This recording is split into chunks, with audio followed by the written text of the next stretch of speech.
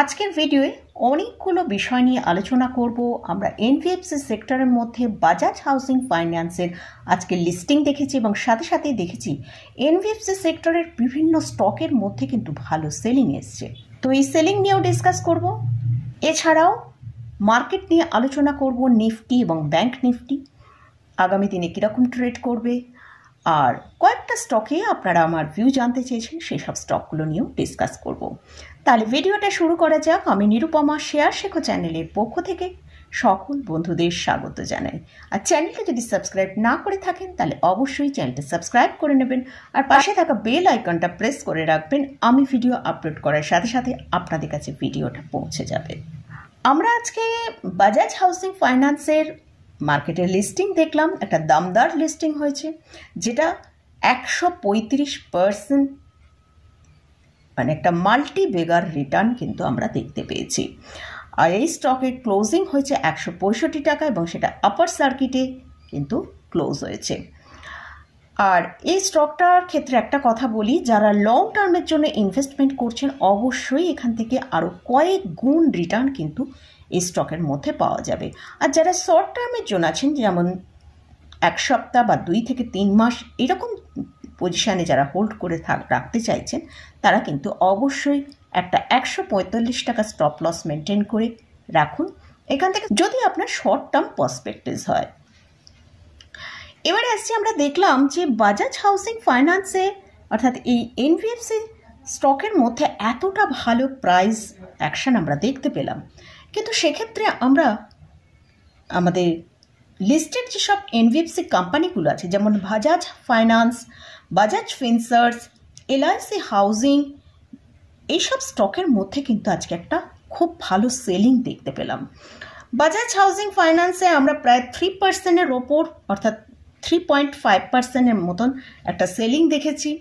সেক্ষেত্রে এলআইসি হাউজিংয়ে আমরা দেখেছি প্রায় 6% অর্থাৎ 5.77% ক্লোজিং টাইমে আমরা দেখেছি এখানে একটা ভালো ডিক্লাইনে কিন্তু স্টকটা ক্লোজ হয়েছে।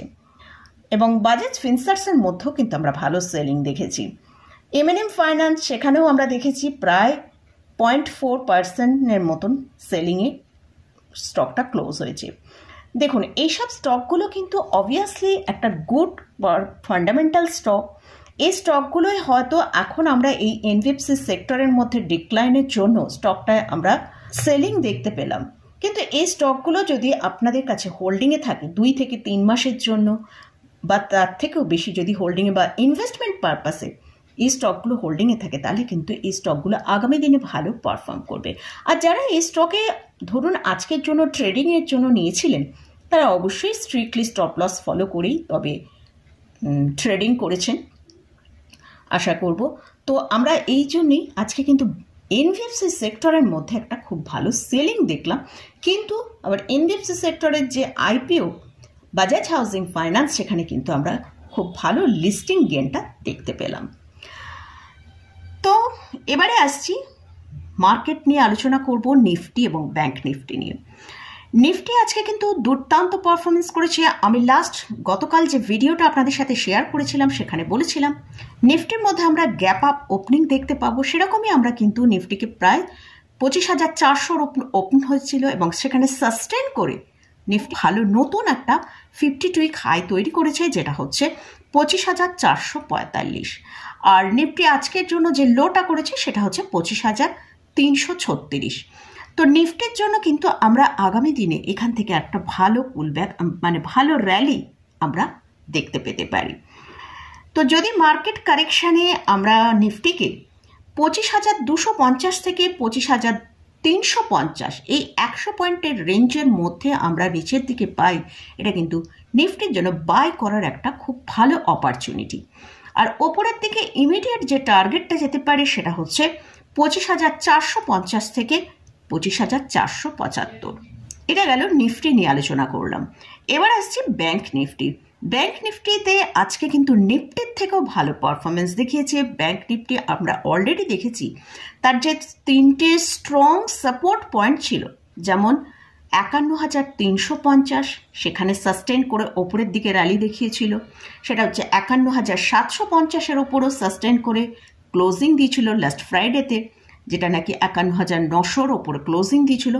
আজকেও আমরা দেখেছি ব্যাংক নিফটি তার আরও একটা যে স্ট্রং সাপোর্ট পয়েন্ট 52,075 তার ওপরে কিন্তু সাস্টেন করে একটা ভালো র্যালি দিয়েছে এবং ক্লোজিংও দিয়েছে 52,153 ওপর।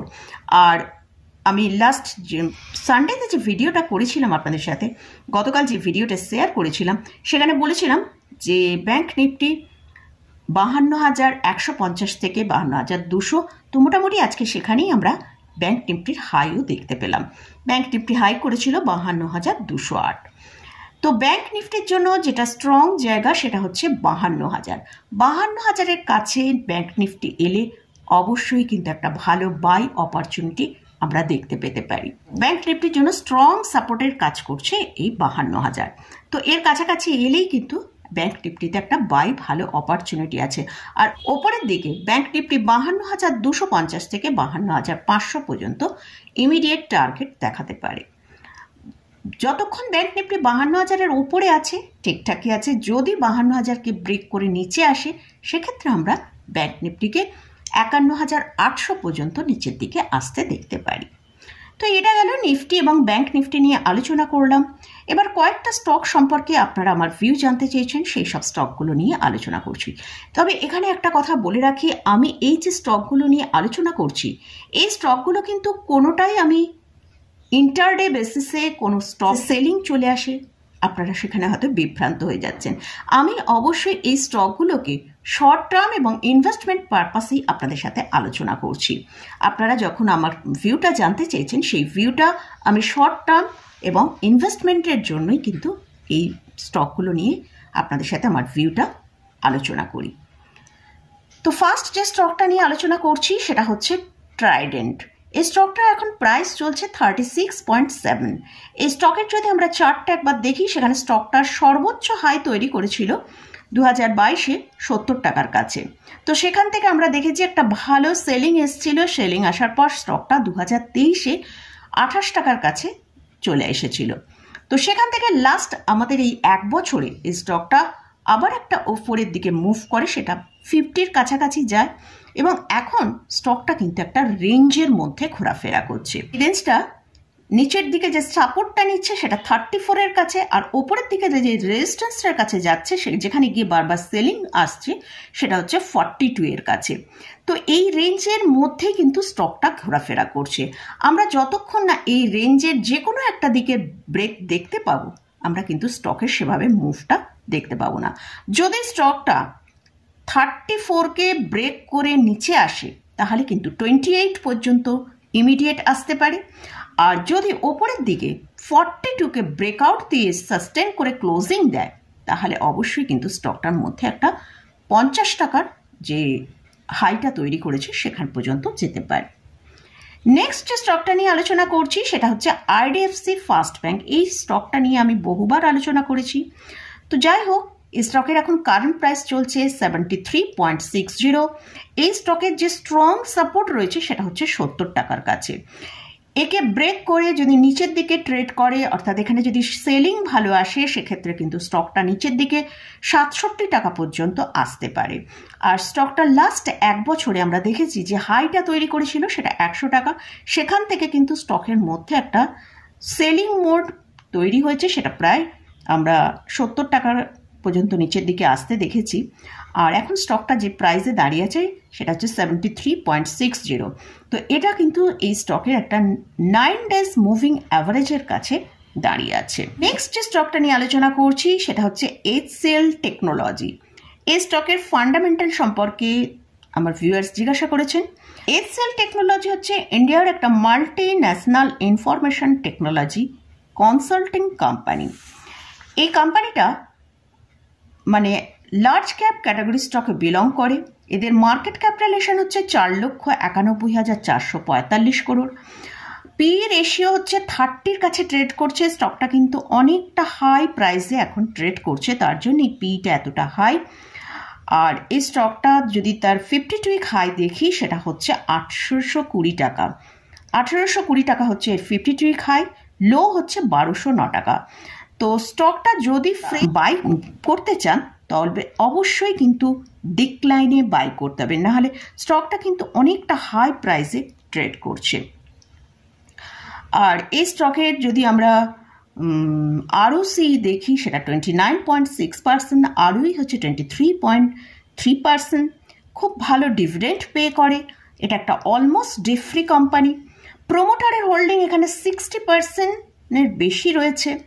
এফআইসদের 18.45%, ডিআইসদের 15.77%। তো স্টকটা কিন্তু মানে একটা খুব ভালো ফান্ডামেন্টাল আমরা এর দেখতে পেলাম। তো এই স্টকের টার্গেট হিসেবে মোটামুটি আগামী 1 থেকে 1.5 বছরের মধ্যে স্টকটা যেখানে দাঁড়িয়ে আছে সেখান থেকে আমরা হয়তো 2100 টাকার কাছাকাছি টার্গেট আমরা দেখতে পেতে পারি। নেক্সট মানে লাস্ট যে স্টকটা নিয়ে ডিসকাস করছি সেটা হচ্ছে এনএইচপিসি। এই স্টকটার কারেন্ট প্রাইস চলছে 96 টাকা 28 পয়সা। এই স্টকটা নিয়েও আমি অনেকগুলো ভিডিও করেছি। লাস্ট এই ভিডিওটায় এই স্টকটা যখন নবরত্ন ক্যাটাগরিতে অ্যাড হয়েছে আমি কিন্তু এই স্টকটা নিয়ে ডিটেলসে ভিডিও করেছিলাম, তো চাইলে এই ভিডিওটা আপনি দেখতে পারেন। এনএইচপিসি হলো এই স্টকটা হচ্ছে নবরত্ন ক্যাটাগরি পিএসইউ স্টক। এই স্টকটায় কিন্তু আজকে আমরা প্রায় 2%-এর ওপর একটা আপ মুভ দেখেছি। তো লাস্ট 1 মাসে কিন্তু এই স্টকের মধ্যে খুব ভালো সেলিং এসেছিল, প্রায় 20%-এর মতন সেলিং এসেছিল। স্টকটা নিচের দিক থেকে এই 93 টাকা থেকে স্টকটা কিন্তু একটা ওপরের দিকে বাউন্স করেছে। তো এটা একটা ইন্ডিয়া গভর্নমেন্টের কোম্পানি, এই ইন্ডিয়া গভর্নমেন্টের হাইড্রো ইলেকট্রিক জেনারেশন কোম্পানি। এই কোম্পানির টোটাল ক্যাপাসিটি হচ্ছে 7997 মেগাওয়াট। এর মধ্যে 6971 মেগাওয়াট হচ্ছে হাইড্রো ইলেকট্রিকে, আর 126 মেগাওয়াট হচ্ছে রিনিউয়েবল এনার্জির। এটা একটা লার্জ ক্যাপ ক্যাটাগরি স্টক, আর এদের মার্কেট ক্যাপিটালাইজেশন হচ্ছে 97,336 করোড়। এই স্টকটাও কিন্তু খুব ভালো ডিভিডেন্ড পে করে, আর এদের ক্যাশ ফ্লো হচ্ছে 388 করোড়।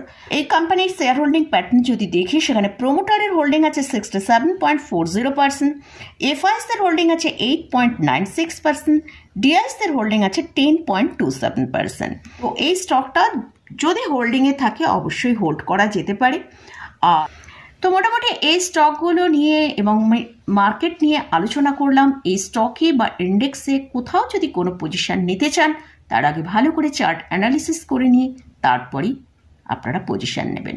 আমি আবারও বলছি, এই যে স্টকগুলো নিয়ে আলোচনা করছি এটা কিন্তু কোনোটাই আমি ইন্টারডে বেসিসে এই স্টক নিয়ে আলোচনা করছি না। আমি শর্ট টার্ম এবং লং টার্ম পার্সপেক্টিভে এই আমার ভিউটা আপনাদের সাথে শেয়ার করলাম, আপনারা যেসব স্টকগুলো নিয়ে আলোচনা করতে বলেছেন। তো মোটামুটি আজকের মতন ভিডিওটা এখানেই শেষ করছি। ভিডিওটা যদি ভালো লাগে অবশ্যই লাইক করবেন, শেয়ার করবেন, সাবস্ক্রাইব করবেন। ধন্যবাদ।